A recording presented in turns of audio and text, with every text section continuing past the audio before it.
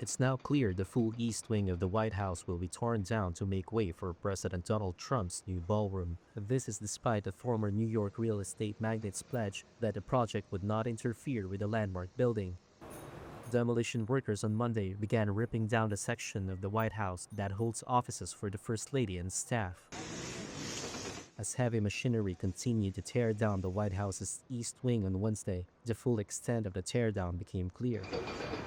U.S. President Donald Trump defended the demolition to make way for a ballroom. In order to do it properly, we had to take down the existing structure. He showed pictures and models of the proposed 90,000 square foot ballroom to NATO Secretary General Mark Rutte, gathered officials in the press. You can see the kind of interiors that we're talking about. That's an interior of the ballroom.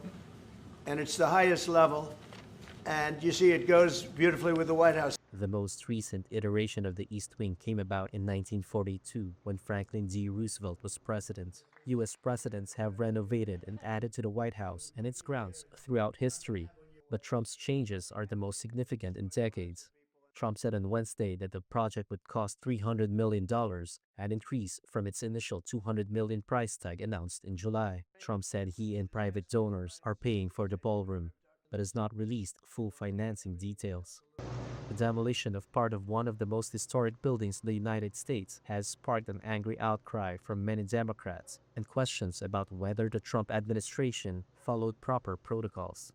The White House has dismissed the criticism as manufactured outrage. It said on Tuesday that it would submit plans for the ballroom construction for review by the National Capital Planning Commission, even though demolition had already begun.